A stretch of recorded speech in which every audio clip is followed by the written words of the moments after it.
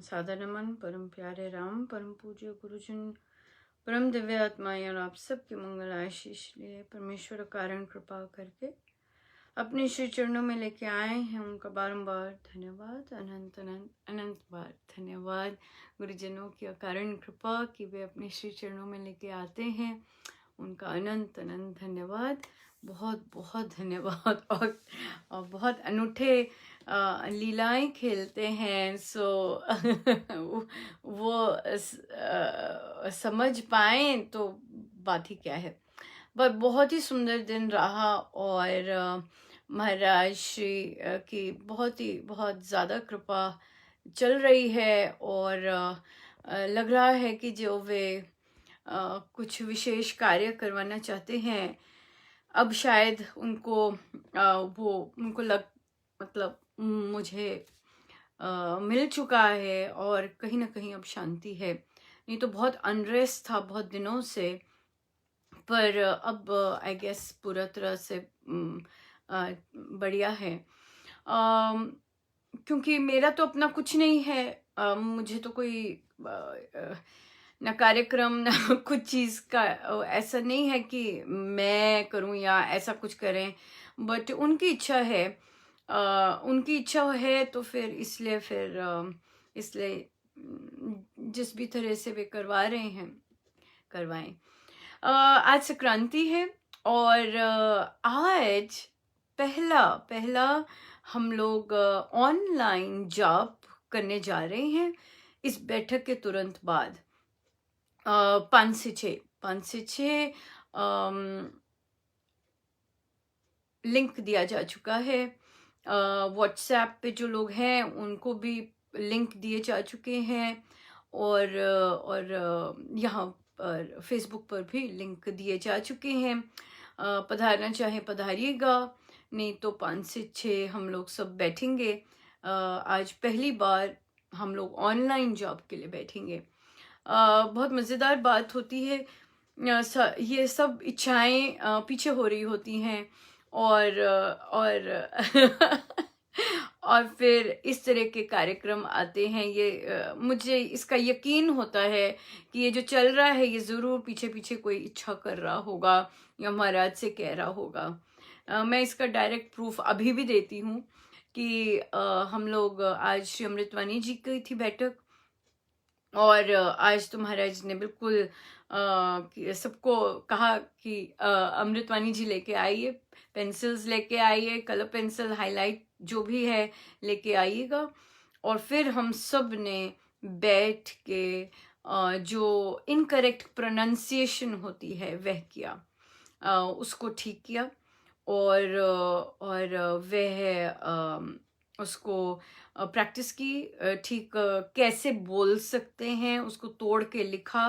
अच्छी खासी मेहनत थी, खूब मेहनत की।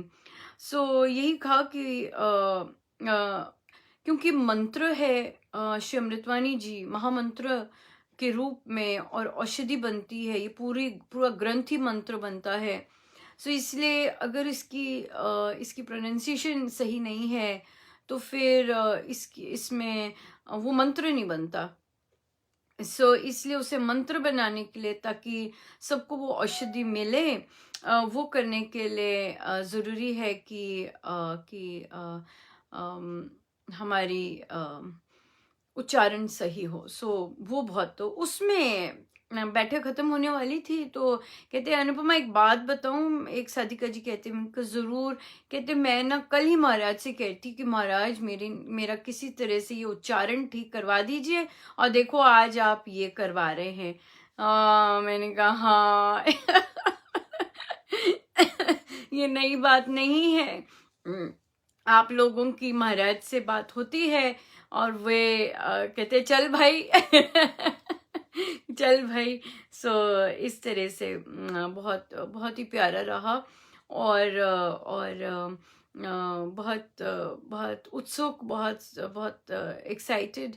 और हमारी प्लानिंग भी बहुत सुंदर महाराज ने करवाई। आई थिंक वो जाप के लिए जाप जब दिखा और वहाँ लेके जा रहे थे मुझे डिफरेंट सत्संग में, मैं देखिए मैं काफ़ी इनडिसिप्लिन वे से जा रही थी, जो कि अगर मैं नॉर्मल होती तो मैं कभी ना ऐसा काम करती, पर क्योंकि महाराज का कोई प्रयोजन रहा था तो इसलिए एक्सक्यूज पीरियड लिया होगा, क्योंकि आज प्रवचन आ गया समर्पण जैसा हो रहा है। तो मैंने कहा हाँ महाराज, मुझे लगता है कि आज आज पूर्ण हुआ जो जिस जिस कार्य के लिए मुझे इधर उधर लेके जा रहे थे। और बहुत ज़्यादा इस तरह की जब तक पूरा नहीं हुआ तो आज लिटरली, और श्री अमृतवाणी जी यज्ञ से एक्चुअली हुआ कि नहीं, अब अब ठीक है, बेटर है।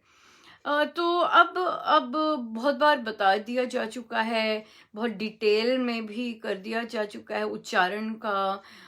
आई डोंट थिंक सो इसके बियॉन्ड अब कुछ करा जा सकता है। इसके बियॉन्ड अगर कोई करता है वह मनमानी है।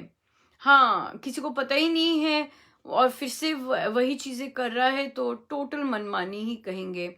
और तो इसलिए अपना अपना है, सबका अपना अपनी यात्रा है। जो जिस तरह से करना चाहे वे लाभ उठा सकता है या वहीं का वहीं रह सकता है ना। ये सब महाराज ने तो सब कुछ प्रोवाइड किया है। बहुत बहुत प्यारा प्रवचन रहा। महाराज ने आधे प्रवचन में समर्पण की बात की कि समर्पण मतलब कि जो जो कह रहा है, कहते कैसे पता लगे प्रभु की इच्छा क्या है। तो वहाँ पे महाराज ने सिखाया कि संसार जो कह रहा है वो स्वीकारना परमेश्वर इच्छा है। और वो समर्पण हुआ। यहाँ पे एक एक्सटेंशन ले सकते हैं। महाराज ने नहीं प्रवचन में कहा, महाराज ने तो यही कहा कि जो कुछ कहा जा रहा है, जो दूसरा कह रहा है उसे स्वीकारना। जो दूसरा कह रहे हैं वह स्वीकार लिया कि अगले ने कहा है।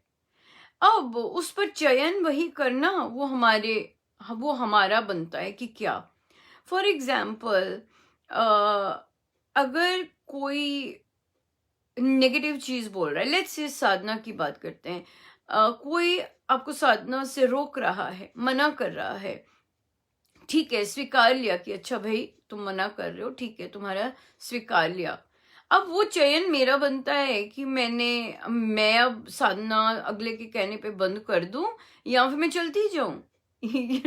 यहाँ पर अपना निर्णय आ जाता है, अपना चयन आ जाता है।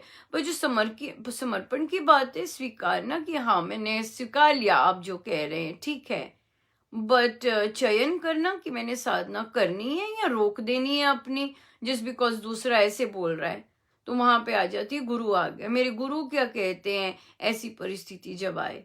मेरे गुरु तो कहते हैं कि नहीं, बिल्कुल नहीं रोकनी, करते जाना है, राइट। इस तरह से आता है। तो समर्पण मतलब कि फर्स्ट स्टेप कि मैंने परिस्थिति स्वीकारी। एग्जैक्टली तो परिस्थिति स्वीकारना का क्या मतलब है कि उसको उलाहना ना देना, बिल्कुल उलाहना ना देना, और उसमें से सुअवसर देखना। मैं कल एक ग्रुप एक रामोपासना में बहुत सुंदर चर्चा हुई दृष्टिकोण की। और मैं सदा ही ऐसे इस तरह से कार्य किए हैं जिसमें महाराज अपनी ओर से कि महाराज को खुशी मिले, उसमें गड़बड़ घोटाले कर देती थी। तब भी मैं छोटी थी, अभी भी मैं छोटी मानती हूँ। मुझे ऐसे लगता है सब बड़े हैं और मैं छोटी सी मैं बच्ची हूँ। और वैसे ही मानती हूँ कि अपने गुरुजनों की बच्ची हूँ, तो सबकी बच्ची मानती हूँ। तो तब भी ऐसी ही मानती थी कि जब यंग थी, युवावस्था में, तो कहीं से सुन के आए कि महाराज ने कहा है नहीं। हाँ, जहाँ गए थे सत्संग पर, तो वहां पर महाराज ने अमृतवाणी जी पे ही बोले थे कि उसकी लय कैसी होनी चाहिए, उसकी कैसे नहीं, कभी तेज कभी ये। फिर टाइटल पे बोले थे कि सर्वशक्ति मते कैसे होना चाहिए। इस तरह पे वहां पर जहाँ गए थे तो महाराज का प्रवचन इन चीजों पे बहुत था। और जी मैं ले आई, क्योंकि अब अगली बार महाराज ने हमारे यहाँ आना था, हमारे शहर में। अब मुझे था, ओहो ये तो मैं सुन आई हूँ, अब तो मुझे बताना ही मुझे बताना ही है जाके कि कहीं कहीं हमारे यहाँ ना महाराज इस तरह से वो हो जाए, परेशान हो जाए ऐसी अमृतवाणी सुन के या ऐसे। और जी मैं चल पड़ी जिन जो शादी का जी मेन थे, और वो थे क्लासिकल सिंगर। मतलब क्या मैं मैं अब क्या कहूँ। और वहाँ, और मैं तो कुछ भी नहीं। और जी मैं उनके पास, और जो लोग उस्ताद होते हैं हम तो और वो तो उस्ताद थे ना, क्लासिकल सिंगर। और उन्हें मैं बोलाई कि महाराज जी को ना ऐसी ऐसी पसंद है, ऐसी सर्वशक्ति मते करना है। महाराज ऐसे किए थे, ऐसे बोले वहां पे। और तो फिर और क्या हो गया, जब उनकी और महाराज पधारे और उन्होंने जो अब कर दी वो जो गाई, वो बहुत ही अजीब सी गा दी। ओ बाप रे! तो अब तो क्वेश्चन आया कि भाई ये चेंज कैसे हो गया, और सबकी उंगलियां आ गई अनुपमा पर। तो बात ये थी कि अब क्या हुआ, मैं दृष्टिकोण की बात बताने लगी हूँ कि अब मुझे बुलाया गया कि भाई कुछ गड़बड़ हुआ है, तो महाराज ने बुलाया है, बात कि महाराज से मिलना है। और आज मैं देखूंगी, अब वो देखते हैं कि तब क्या था दृष्टिकोण। और और गई, और तो महाराज, और देखिए कितनी बड़ी बात है कि महाराज के आगे बैठने को मिल रहा, और कि उनके साथ बिल्कुल पर ठीक है, टॉपिक कंटेंट पर उनके साथ बैठने को मिल रहा, कितनी बड़ी बात थी। बट फोकस कहाँ था मेरा कि भाई बात क्या हो गई, क्यों बुलाया है वो तो शिकायत थी। और जब उन्होंने कहा कि भाई ये कैसे हो गया, तो उन्होंने, दो थे बैठे हुए साधिकाएं, उन दोनों ने मेरी तरफ किया कि इसने कहा था हमें। और मैं फुट फुट के रो पड़ी कि भाई ओ किसके सामने कह दिया कि किसके सामने शिकायत कर दी, और महाराज चुप कराएं। पर बात ये थी कि मुझे उस समय ये नहीं था कि मैं नाच नहीं रही थी कि महाराज के पास बैठे। मुझे ये था कि मेरी शिकायत कर दी, ये दृष्टिकोण था। और आज आज जब लेटली जो जो जो भी चीजें होता है कि ड्यूटी हटा दी, ये कर दिया, और आज मैं देख पा रही हूं कि नहीं, देखो ये सब इसीलिए हो रहा है क्योंकि महाराज ने कोई बड़ा दरवाजा खोल रखा है और उसकी तैयारी हो रही है, इसलिए।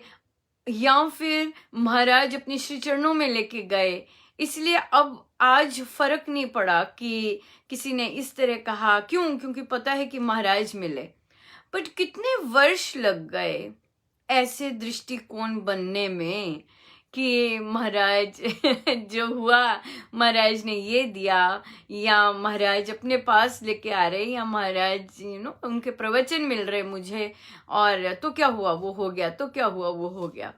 तो बताने की बात है कि दृष्टिकोण कैसे, कितना समय लग जाता है कि कृपाएं देखने में, कि जो हमारे साथ तभी महाराज कह रहे कि अगर मैं तभी समर्पित होती कि जो हो रहा है अच्छे के लिए हो रहा है, मैंने वो पल कितना इंजॉय करना था महाराज के साथ कि महाराज के साथ बैठे हैं और रोना धोना नहीं था कि मेरी शिकायत हो रही है। और वो पल कितना जबरदस्त इंजॉय अगर समर्पित होते हैं ना। बट ये है डिफरेंस। समर्पण मतलब कि उल्लाहना उल्लाहना तो नहीं, रोना भी नहीं, रोना धोना भी नहीं, उसमें सुअवसर देख लेने, जो कि शायद होपफुली अब कर पा रहे हैं कि जो हो रहा है उसमें से कुछ ना कुछ सुअवसर ही है, अच्छा ही हो रहा है, कुछ ना कुछ है ना। बिल्कुल महाराज रामोपासना में रगड़ रहे हैं बार बार कि ये है इस तरह का समर्पण, ये है फिर समर्पण कि हर चीज में सुअवसर देखना, हर चीज में कुछ ना कुछ पॉजिटिव देखना। और पर देखिए तब कैसा, हम मानते हैं, हम मानते नहीं, मैं तो समर्पित हूँ, मैं तो प्यार करती हूँ, मैं तो ऐसे है वैसे है। पर जो सिचुएशन आई तो ऐसे नहीं कि दूसरों को कुछ कहा, ऐसा कुछ नहीं, बट ये ज़रूर था कि मेरी शिकायत कर दी, मेरे सबसे प्यारे इंसान के आगे मेरी शिकायत कर दी।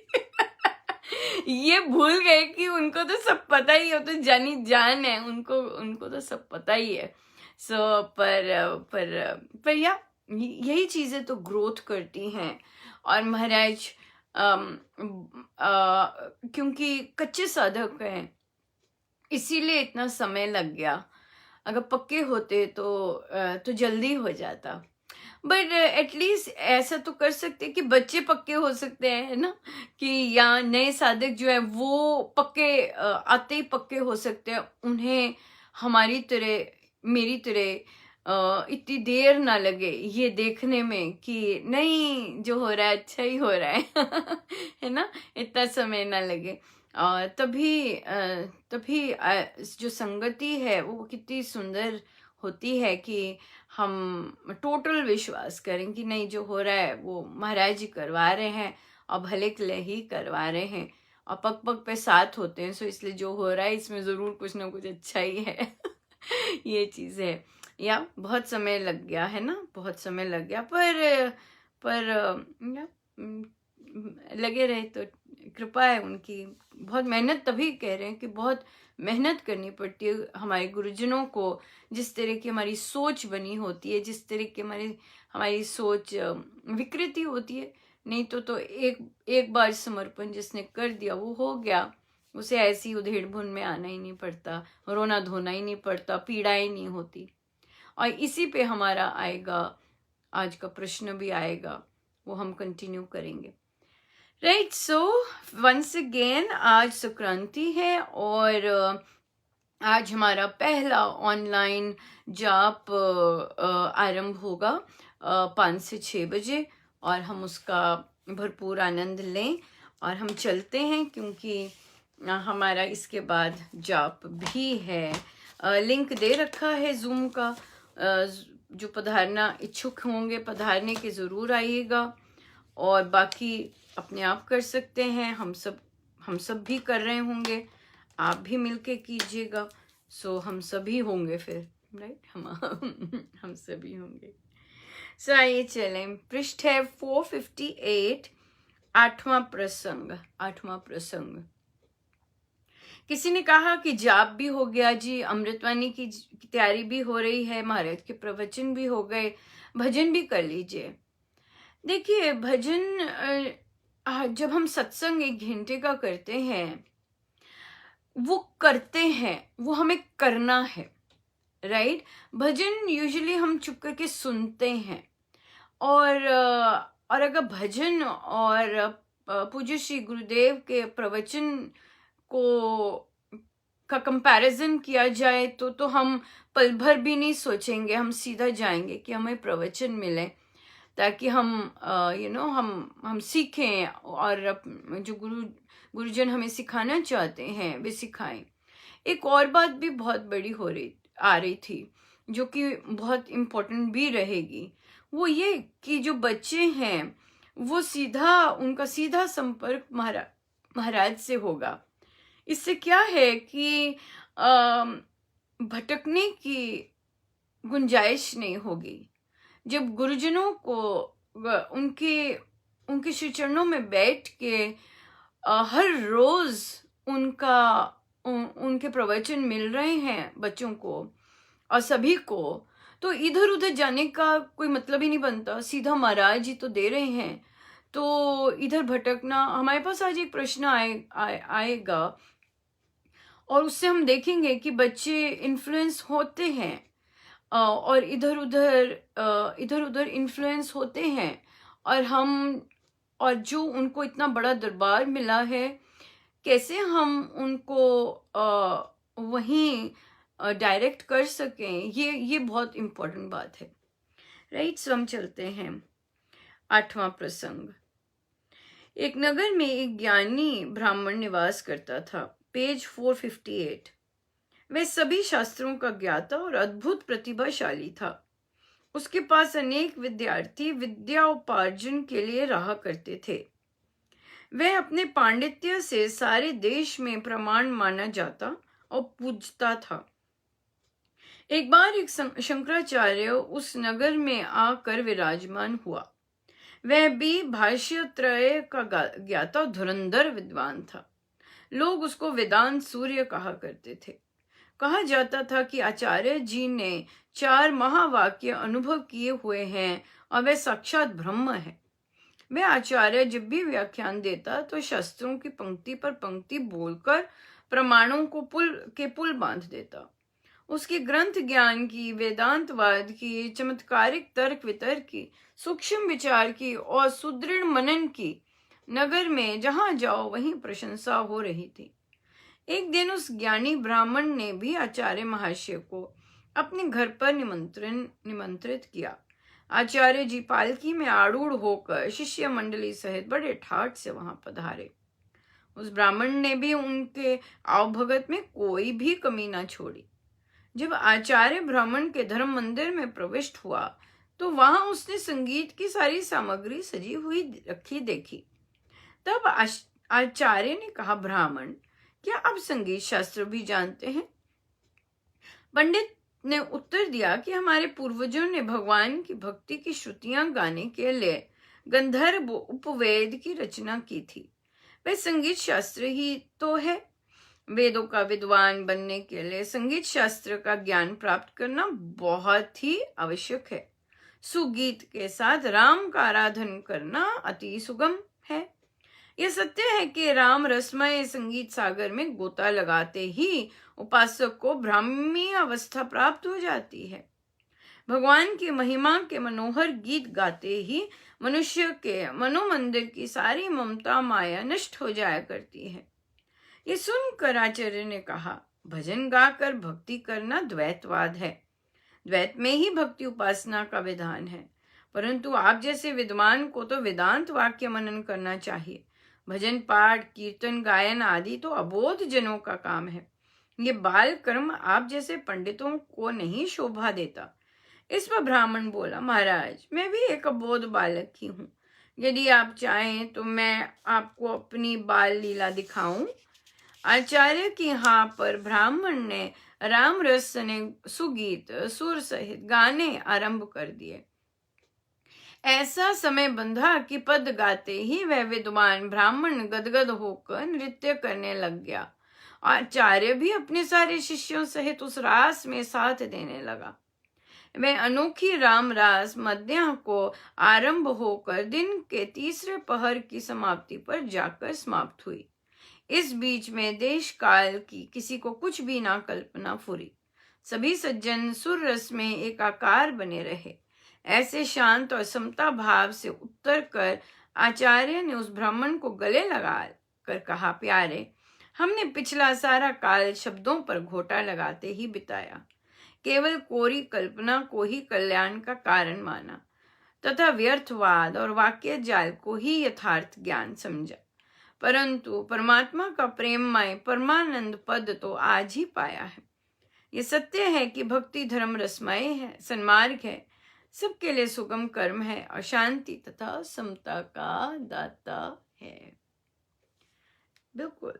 और अमृतवाणी जी बहुत सुंदर भजन है अगर उन्हें भजन समझो तो। और यहाँ पे देखिए, राम रस सने सुगीत सुर सहित गाने आरंभ कर दिए। बहुत इम्पोर्टेंट है सुर सहित, बहुत इम्पोर्टेंट है सुर मिला होना। और अपने सुर लय में भी गा सकते हैं, अकेले बैठ के बहुत आनंद ले सकते हैं, अपनी मस्ती में अपने ही सुर में गा रहे हैं। बट ये इम्पोर्टेंट है कि हम अमृतवाणी जी को अगर भजन भी समझते हैं, भक्ति से भरपूर समझते हैं, तो वो बहुत ही सुंदर भजन है ना, उस तरह से लिया जा सकता है। सब गुरुजनों का उन्हीं के श्री श्री चरणों में जय राम।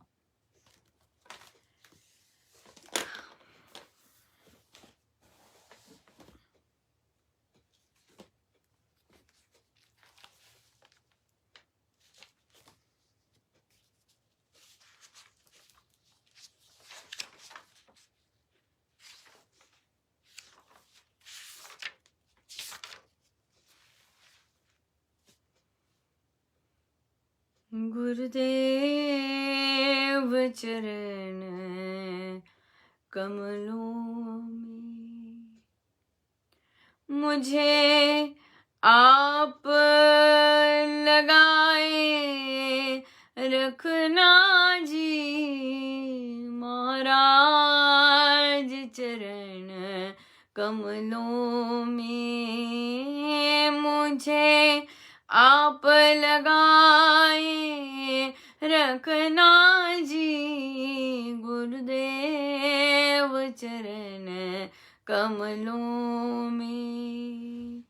इन चरणों की शीतल छाया पास बिठाए रखना जी, गुरुदेव चरण कमलों में मुझे आप लगाए रखना जी, महाराज चरण कमलों में मुझे आप लगाए रखना जी, गुरुदेव चरण कमलों में। दिन दिन दूनी होवे भावना, दिन दिन दूनी होवे भावना, दिन दिन दूनी होवे भावना, सुरती जगाए रखना जी, गुरुदेव चरण कमलों में मुझे आप लगाए रखना जी, महाराज चरण कमलों में। मैं सेवक तू स्वामी मेरा दास बनाए रखना जी, गुरुदेव चरण कमलों में मुझे आप लगाए रखना जी, महाराज चरण कमलों में।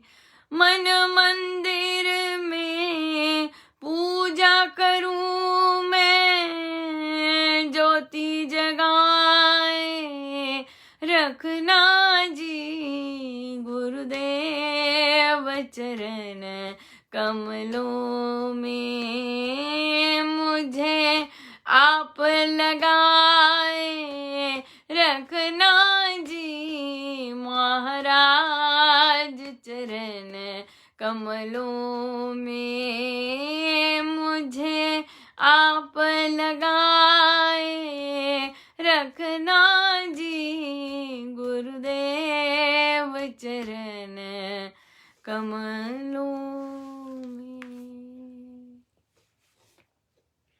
पूज्य श्री महाराज ने प्रवचन में इसकी भी चर्चा की कि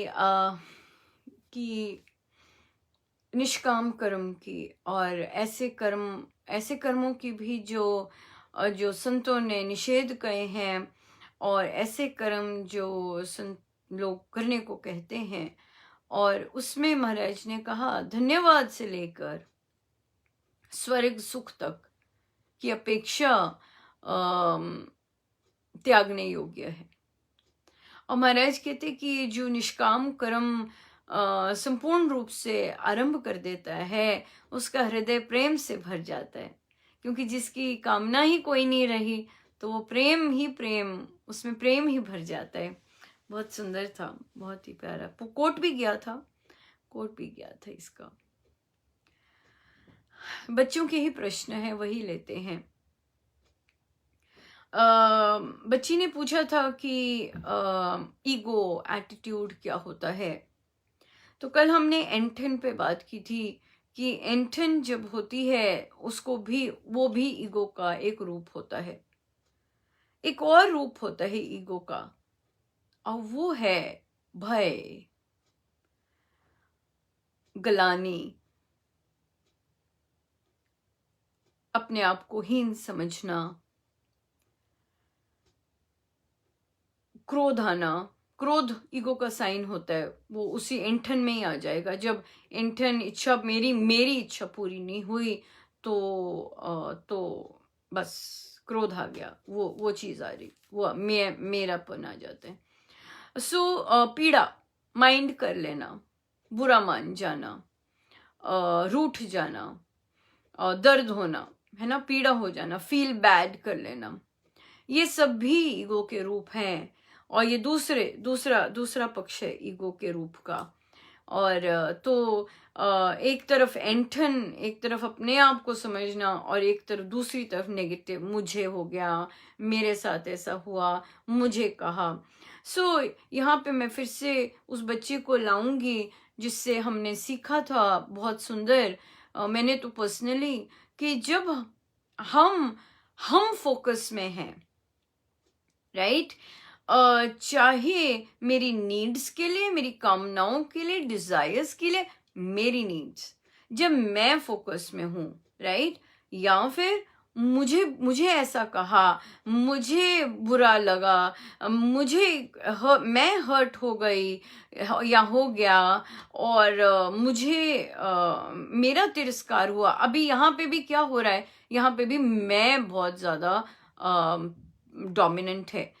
चाहे ऊपर वाली बात है कि आई एम समथिंग, या फिर नीचे वाली बात है कि मेरे साथ ऐसा हो गया, मुझे ऐसा कर दिया, मेरे साथ ही ऐसा होता है, वो मैं आ गई, तो दोनों चीजें अहम होती हैं, अहंकार होती हैं। ये सारी अहंकार की ही ब्रांचेस हैं, दोनों तरफ, राइट। ये होता है ईगो। ये हो दोनों, एक निचला पलड़ा होता है, एक ऊपर का होता है। और इससे पार करना, जब हम दूसरे की नीड्स को अपने से आगे रखेंगे। पर यहाँ पे एक स्पिरिचुअलिस्ट जो होता है, वो पहले अपनी आत्मा की नीड को पहले रखता है। हम स्पिरिचुअल हैं, राइट, तो हम अपनी आत्मा की नीड को, अपने मन की नीड को, हाँ, और किस तरह की नीड, ताकि वो शांत रहे, ये सब इनकी नीड है। आत्मा की नीड है कि वह शांत रहे और परमेश्वर में परायण रहे, मन को भी शांति बहुत अच्छी लगती है, और देह। इन सब की रक्षा करना नेगेटिव चीजों से, कोई भी नेगेटिव चीज ईगो का पार्ट है। उन नेगेटिव चीजों से इन अपने आत्मा, मन और देह की रक्षा करना, ये हमारा कर्तव्य बन जाता है। पहले हम इनकी रक्षा करें, फिर हम जब दूसरों की नीड्स को पहला रखते हैं, तो वहां पे ह्यूमिलिटी आ जाती है। हमारा मन ठीक, हम नेगेटिविटी में भरे पड़े हैं। हम, महाराज कहते हैं, हम कैसे किसी की परेशानी दूर कर पाएंगे जब हमारा खुद का मन ही नेगेटिव भरा, क्योंकि वो ट्रू सेंस में नहीं है। हम जब किसी को कुछ कहेंगे भी, बात भी करेंगे, तो उसमें खोखलापन होगा। क्यों? क्योंकि हम स्वयं सकारात्मक नहीं है। दूसरे को बात, महाराज कहते हैं, तभी छूती है जब वो अनुभव में आई होती है। तभी संतों का, महाराज ने इतना सुंदर बोला है कि क्यों संतों की बात छू जाती है, क्योंकि वो उनके अनुभव में आई होती है। इसीलिए एक होते कथावाचक और एक होते संत। और जब कथावाचक करते हैं, वो सुनी सुनाई बातें करते हैं, पढ़ी पढ़ाई बातें करते हैं। वो जब संत बात करते हैं, वो अपने अनुभव की बात करते हैं। तभी दोनों में बहुत अंतर होता है, बहुत ज्यादा अंतर होता है, राइट। तो ये बच्चे का क्वेश्चन था। आई थिंक आज पूर्ण हुआ है, क्योंकि हमने ईगो के दोनों एस्पेक्ट्स देखे, एंगर, पेन, और हर्ट, गिल्ट, फियर, ये सब ईगो के पार्ट हैं। एक बच्चा कहता कि क्या मैं क्राइस्ट को पसंद कर सकता हूँ? वो ऐसे इन्वायरमेंट में रहता है जहाँ क्रिश्चियनिटी बहुत ज़ोरों शोरों पे है। और तो अपनी मामा से कह रहा था कि जब मैं क्राइस्ट को देखता हूँ मेरे अंदर बहुत ही सुकून मुझे मिलता है। स्वामी रामकृष्ण परमहंस को जब जब विदेशी उनको देखते, उनको उनमें क्राइस्ट दिखते थे। और ये देखिए, ये कोइंसिडेंस नहीं है, ये आज ही मुझे एक लेख मिला जिसमें जिसमें स्वामी रामकृष्ण जी और एक विदेशी की वार्तालाप हो रही थी। तो उसने बोला, और वो इंडियन था पर बाहर रहता था, पर उसने बोला कि जब भी मैं स्वामी रामकृष्ण जी को देखता हूँ तो मुझे उनमें क्राइस्ट ही दिखते हैं। वो क्रिश्चियन था, क्राइस्ट ही दिखते हैं। और बहुत सारे विदेशी आते थे और स्वामी रामकृष्ण जी ने बहुत सुंदर निरूपण किया है क्राइस्ट का। तो बच्चे ने ये कहा, तो देखिए, वो अपनी मम्मी से ये वार्तालाप कर ही रहा था कि महाराज मुझे ले गए वहाँ पर, और मैं किसी काम से गई, बात की थी करने, और ये चर्चा चल रही थी। तो बच्चा बुक क्लब भी लेता है। उसे कहा कि तुम्हें तो समझ है इन सब की कि हम स्पिरिचुअल हैं, गुरुजन हमारे स्पिरिचुअल हैं।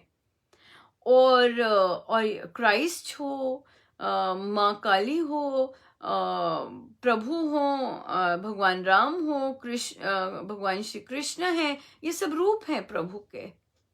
तो वो कहता, हाँ क्राइस्ट तो भगवान के बच्चे बिल्कुल, तो रूप हैं सारे, पर हम जानते हैं कि परमेश्वर एक है। तो कहते हैं हाँ परमेश्वर एक है, माना। तो फिर चर्चा की कि जो हमारे संत हैं वो आध्यात्मिक संत हैं। क्या मतलब? कि देह के पार जाने वाले, देह के बियॉन्ड लेके जाने वाले। तो जो रिलीजन्स हैं वो मात्र देह पर सीमित हो जाते हैं। कुछ जाते भी होंगे, ऐसा नहीं है कि नहीं जाते, बट फिर हम जानते हैं कि बाकी धर्म कहते हैं हमारा धर्म ही सिर्फ ठीक है, बाकी सारे धर्म गलत। तो बच्चा कहते हैं ऐसे, बिल्कुल उसमें रह के देखो, उसमें जाके देखो।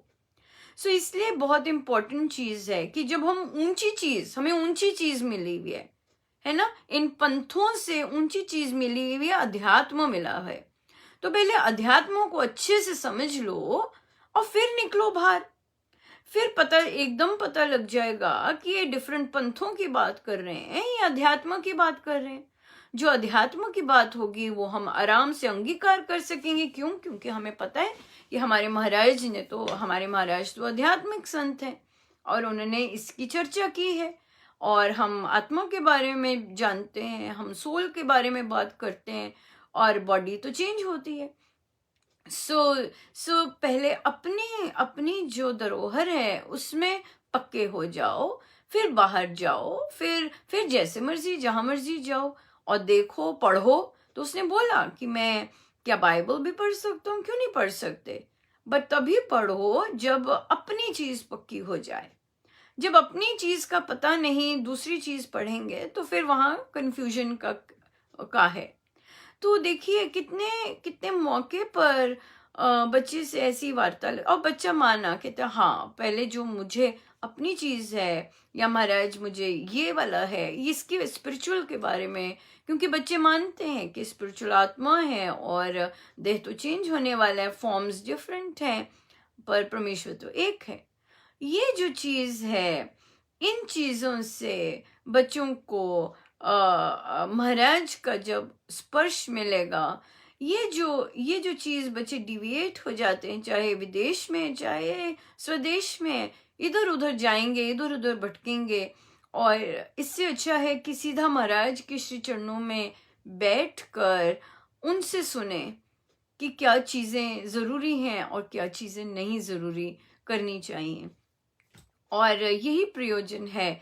तो मुझे लगा कि नहीं, महाराज जो इतनी मेहनत कर रहे हैं बच्चों का ये सत्संग के लिए, ये बच्चों को भटकने से रोकेगा, सेल्फ प्रोक्लेम्ड गुरुओं से या इधर उधर चक्कर मारने से रोकेगा, उन्हें एक जगह टिकाएगा। और क्योंकि महाराज के श्री चरणों में बैठकर तो क्यों नहीं वो भटकाव से बचे रहेंगे। सो यही चीज़ है। और आई गेस यही महाराज चाहते भी हैं कि ये इम्पोर्टेंट है कि बच्चे भटके ना, और अपनी संस्कृति और हम जो आध्यात्मिक हैं और महाराज ने जितना कुछ दे रखा है वहाँ से अंदर की जो प्यास है वो बुझाएं, rather than इधर उधर भटकें। तो या कितना इम्पोर्टेंट है ये चीज़ कि बच्चे भटके ना, है ना, परेशानी में इधर उधर ना जाएं, बल्कि उनके पास रेडी हो एक स्थान। बहुत सुंदर। सो आइए चलें हम प्रवचन पीयूष जी पर।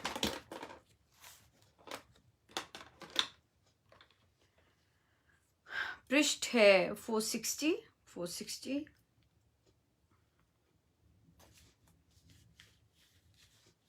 Second paragraph. एक सज्जन हमारे किसी सत्संग में था। उसने अखंड जाप में बैठे बैठे ये समझा कि मेरे सामने सूर्य आ गया। वह समीप आता चला गया। फिर कृष्ण जी प्रकट हुए, उन पर सूर्यमाला जैसे बन गया। भक्तों को ऐसी बातें प्रतीत होती रहती हैं। मुझे कहना यह है कि आत्मा है तो कभी उसका प्रकट हो जाना आवश्यक है। ये रीति है। मानस बल से आत्मा का रूप तन से बाहर भी आता है।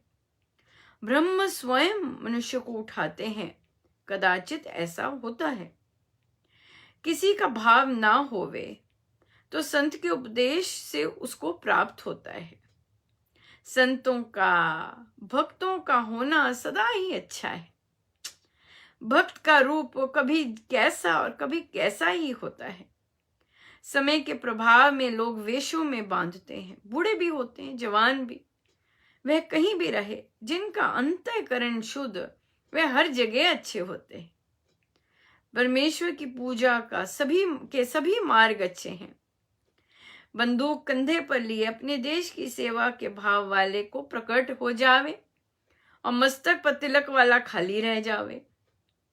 व्यक्ति को उन्नत करने में ब्रह्म को जानने वाले लोग सहायता देते हैं। उनमें चेतनता जग जाती है। उनके सत्संग से वहां रहकर बहुत शीघ्र उन्नति करता है। सत्संग समीप की भी होती है, संगति समीप की भी होती है और दूर की भी। तीव्र भावना का मनुष्य 100 मील दूर हो तो भी वह समीप है। पावरफुल रेडियो की आवाज दूर तक जाती है। पहले जालंधर रेडियो की शक्ति कम थी, अब फगवाड़ा के पास में बड़ा लगा है। अब दिल्ली के रेडियो स्टेशन पर वह बोझ नहीं रहेगा। प्रबल स्टेशन की आवाज आती है। वह रेडियो प्रबल कैसे होते हैं वह तो वे जाने। जितना किसी का आत्मा परमेश्वर के समीप होगा और फिर अंतःकरण की मशीन जितनी ठीक होगी उतना ही वह ठीक होगा। प्रेमी में कोई अंतर नहीं हुआ करता, वे पास पास ही रहा करते हैं। जो अपने इस तन को समझता है कि अमृत से घिरा है, अमृतमयी है, उतना ही वह परमेश्वर के समीप होता है और परमेश्वर भी उस पर प्रकट होता है और संत भी उसको सहायक होते हैं। बहुत बहुत धन्यवाद। देखिए कैसा आ गया, कैसे महाराज कैसे देते हैं और किस तरह से कैसे सपोर्ट करते हैं। बिल्कुल बिल्कुल बहुत कितने प्रश्नों के अनुरूप आते हैं और सब सुलझाते हैं।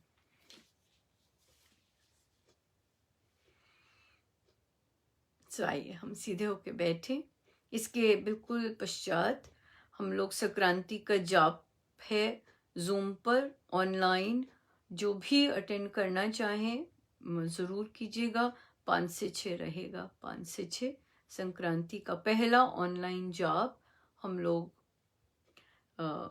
देखिए साधकों की इच्छा से सब हुआ। और फिर महाराज तो कितने दयालु हैं, हर इच्छा पूरी कर देते हैं। आए से ही कोई सत्संग की इच्छा। हम सीधे होके बैठे, अपने प्रभु गुरुजनों के श्री चरणों में बारंबार नमन, अनंत बार नमन।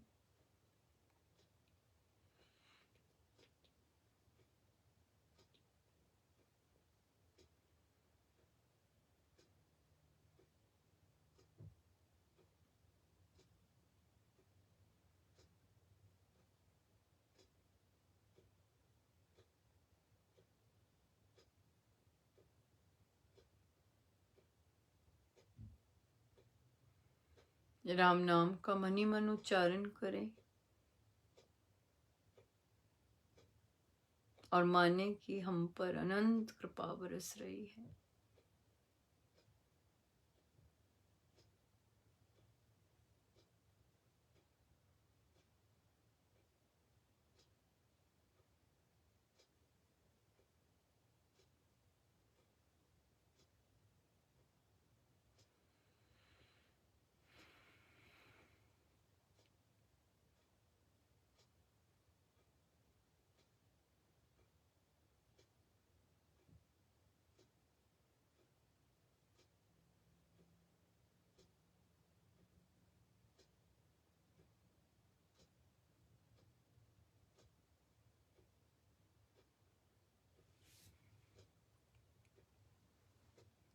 जितनी देर हो सके हम अपने प्रभु, अपने गुरुजनों के श्री चरणों में बैठे रहें।